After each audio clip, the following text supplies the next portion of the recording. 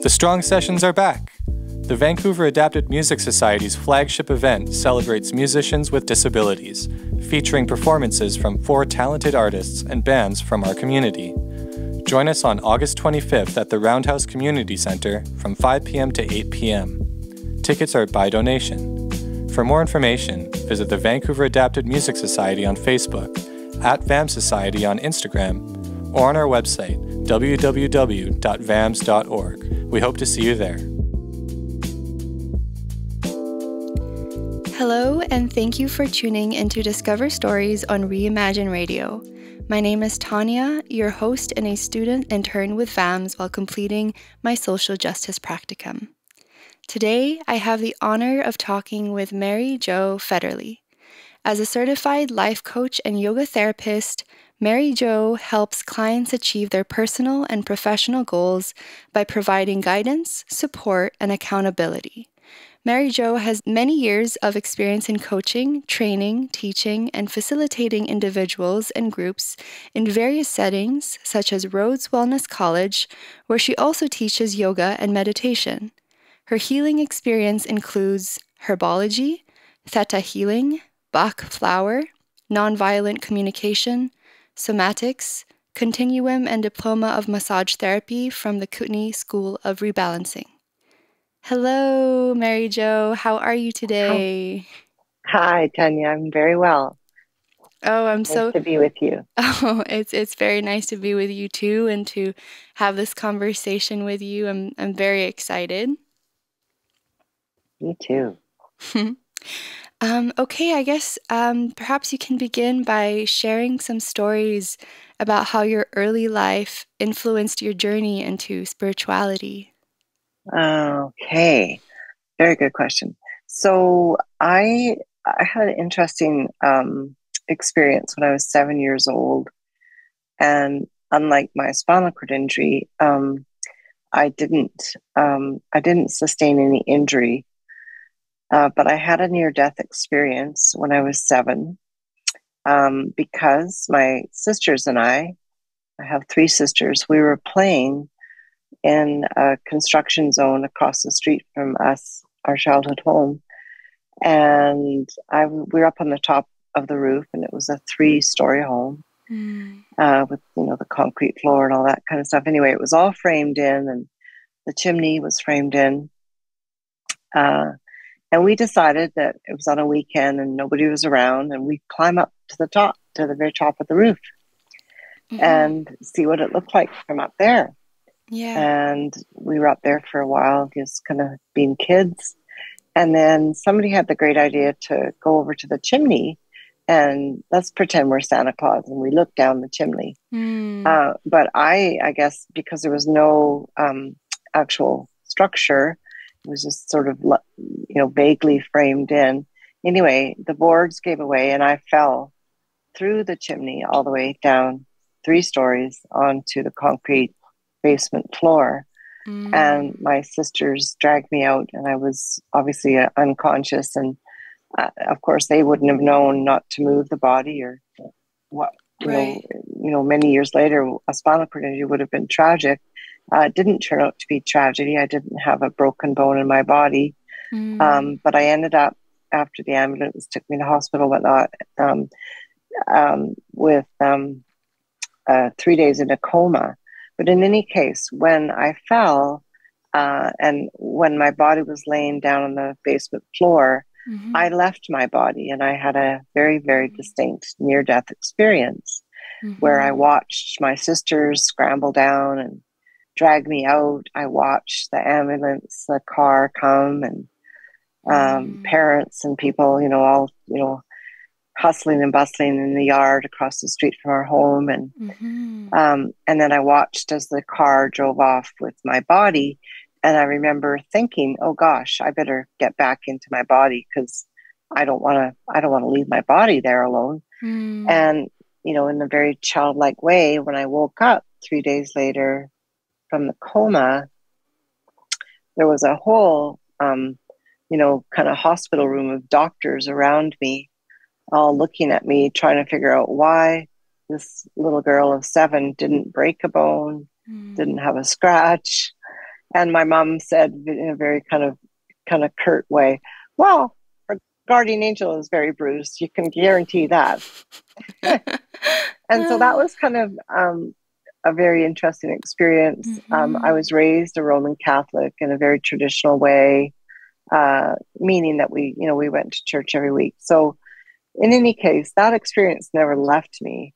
I didn't really know how to unpack it as a 7-year-old, but when I was a young teenager and, more interested in sort of the things of how life works and why we're here and who am I, that piece came back very vividly. And I would spend long hours sort of delving into my mom's and dad's library, which were rich with books by Thomas Merton. Or my mom happened to be very interested in, things that were not quite traditional. So she was looking at the I Ching and various different studies and writers from the East. And then right around the same time, she she had a chronic back situation with scoliosis, and she went to a back care class and got introduced to yoga. And anyway, her teacher, long story short, Swami Radha, who started and developed these amazing Yashodhara ashram in the Kootenay Lake region, became her teacher. And Swami Radha was a classic yoga teacher. And when I mean classic, I mean she was not just about the asana, but she went all the way back into the classic studies of the Vedas and understood the nature of the mind and reality in relation to the study and the science of yoga. So my mom became a fast student, and my mom had all her books on the library. And so, of course, I would just, vicariously be learning all this stuff and on my little walks up into the mountains. And so I would take a book with me every, week, and I would just, kind of delve into those more esoteric types of realms as a teenager. And that was the beginning. Wow. Wow. Thank you for sharing all of that. I can see how it was not only this near-death experience that really catapulted you into this this way of integrating all different forms of knowledge and wisdom, but also being around your parents and being around what they like learning. Um, and what a gift it would have been to be a student of Swami Radha as well during No that kidding. time. Oh, and amazing. Yeah, I just a truly beautiful beginning to my yoga story, really. Yeah, yeah. And you had shared how, or you had shared in our previous conversation how the Ujjayi breathing was crucial in keeping you alive during your skiing accident in 2004. And I was wondering if you can explain a little bit more about this technique and how it really supported you during that crucial time. Yeah, of course. It's a beautiful breath, the Ujjayi breath, and Ujjayi means in Sanskrit victorious or abundant, life-giving. And of course, when I became injured on the top of the mountain in 2004 at Whitewater, I was alone for one thing, and I was, quite badly injured. And when someone breaks their neck, for the most part, if it's, above, the thoracic spine and in the cervical spine in the neck, you're going to knock out your breathing muscles or the axis of those muscles, through the nervous system. So you really only have your diaphragm left, which is still a very major breathing muscle, but it's not governed by the central nervous system. And so it took a while for all that to kick in. And of course, the muscles that, you normally would recruit weren't there to recruit. And so the Ujjayi breath was really, as you say, my lifesaver. And I think probably also kept my brain, sound and, from any danger of becoming brain injured during that crucial time, because it took about 45 minutes from the time that I fell until the ski patrol could even get to me, and then getting the oxygen on me and whatnot. Right. So the Ujjayi breath kept me alive. And then I used it again, honestly, because I was intubated, of course, and put on a ventilator right away. And after 2 days of surgery and whatnot in recovery, I really did not want to be on the ventilator anymore, although it had, saved my life and was essential at the time. I loved breathing, and I wanted to get back to my own conscious breathing. And it was quite a shock for me, actually, to kind of go through the stage of being ventilated. So I remember, just begging the nurses and the recovery room nurses to help me take the tubes out and whatnot. They were like, no, it is going to be in for a while. Anyway, long story short, I actually literally just ran into a woman who was in ICU, a nurse who was in ICU and had been my nurse at the time. And she commented on how quickly I had gotten off the ventilator and how quickly I had gotten off being intubated. And it reminded me that it was really also there that I utilized the pranayama and the gift of yoga breathing to speed up that process and to make it just one day as opposed to a few weeks. I have yet to explore breathing as much as you have, but based off of what I've learned so far is that breathing is really what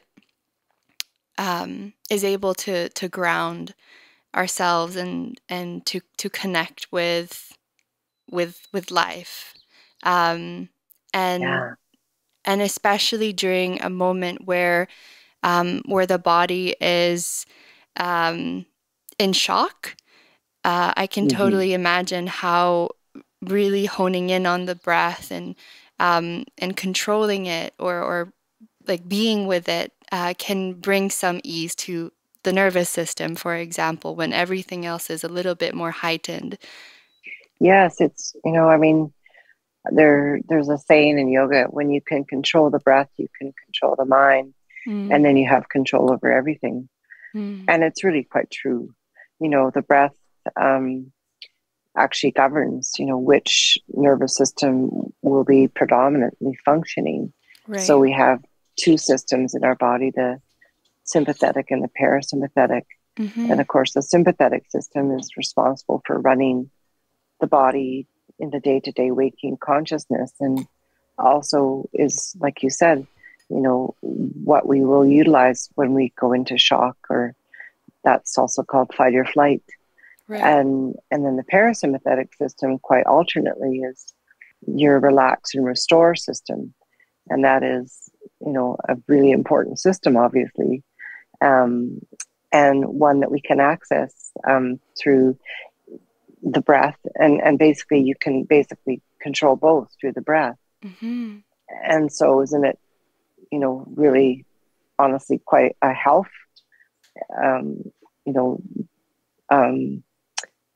liberty to know that you can monitor, or you can also regulate your body through breathing. Yes, I like the word you used, regulate. Yeah, it is a form of regulation and really bridging, like our body, our sense of weight, with perhaps our mind, or whatever is coming up in that moment. And you've mentioned some of the various healing modalities that you've explored, such as somatic practices, as well as bowl bath therapy. And I'm wondering how these practices have enriched and complemented your understanding of healing, especially during your rehabilitation journey. Yeah. Well, I think, we'll kind of step into that trajectory, with the breath, seems we could use it to segue into this notion of healing. And I think that, the beauty of the breath is everybody has their own breath. Everybody can control their own breath. And so it's really the most intimate connection we have to our body. And it's also the most auspicious connection, in my view, because the breath is non-physical. So in many ways, it helps us to understand how we bring something non-physical into the physical, i.e., in this case, breath, but in those other examples of different energy healing things, we may be using a herb, but we also might be using a thought or a meditation or a mantra or something somatic. And so I think, to know that, the breath is the best example we could give someone who doesn't really understand energy and how it works in the body, because breath is, of course, energy, and it gives us energy, just like the sun gives us energy through food. So I love all the different ways that we can then kind of expand on that notion through these various different healing modalities, such as somatics, which really looks at, the sensory body and how we can use feedback from the sensory body to regulate our system. And that's all of our senses, sight, touch, smell, hearing, and taste, and sound. And in many cases, this also would relate to, I think, most importantly, the mind. Where are my thoughts right now? What am I feeling? What am I noticing with my mood? How is my state of mind right now? Am I, excited? Am I calm? And so those ways of tuning in are offering us the ability to not only be empowered to make choice, but we're also then empowered to make change and to find things that could help if we need help in regulation of those various different aspects. And so we could use, massage or many different forms of healing, herbs, touch, sound, not just, the medical approach, which is very allopathic and quite diagnostic and somewhat fragmented. Yeah. So the beauty of the other more alternative healing modalities is that they do, in a sense, look at the whole system, because it's important that they do, because it incorporates aspects often of the whole system into understanding what might be the best option. Yeah. Yeah, the way that I'm thinking about it is really looking at a person and seeing them as a whole being, and allowing them to integrate the parts of their physicality into their spirituality. Yes. Because we are a whole being, we are a body, a mind, and spirit. And people get kind of tripped up often with that idea of that we're a spirit. But if we just look at that from a very practical perspective, we call alcohol spirits, we call a team spirited. We know that when someone doesn't have a lot of energy, we say, wow, they don't seem to be themselves, or or we look at a team like the Canucks and we say, oh, their spirit's not there. We need to get their energy up. So we're all energy, which is really all spirit is referring to. Spirit just means something without form. And so I think that knowing that we're a body, a mind, and a spirit, and understanding that we have to have all three of those in balance is really important. Yeah. I really like the way you said that. And I personally am such a fan of somatics because of how it has impacted my life and the way it's deepened my understanding of the stories that I before have unconsciously held on to in my own body, Yeah. and how they really manifest too, whether that be feeling like I don't have a voice, or feeling like this tightness in my chest. I feel like sometimes my body knows before my mind does. Oh, always. Yeah, and it's Yeah. and leaning into these different somatic practices, I think, when people are open, can really deepen our relationships to ourselves and to those around us, in retrospect. So I yeah, I really I enjoy. would agree. Yeah, Sorry. I would agree. And I think we deepen our relationship to life. Yes. And that's how we become more spirited then, because when we Mm-hmm. really, you know, it's like when you have a good friend and you really understand them, you really, there's nothing better like that relationship just becomes so wonderful. And I would say that with my relationship to the life force too, or my Yeah. spirituality. I just, I couldn't spend a day not spending time honoring and taking time to make sure that's in good order and in balance, just as much as my body and my mind. Yeah. This podcast is brought to you by the Vancouver Adapted Music Society. Since 1988, VAMS has been supporting and promoting musicians with disabilities in Metro Vancouver through various programs, including music lessons, recording projects, and live performance opportunities. To learn more about us, visit our website at www.vams.org, at VAMS Society on Instagram, the Vancouver Adapted Music Society on Facebook, or email us at info@vams.org. Thanks for listening.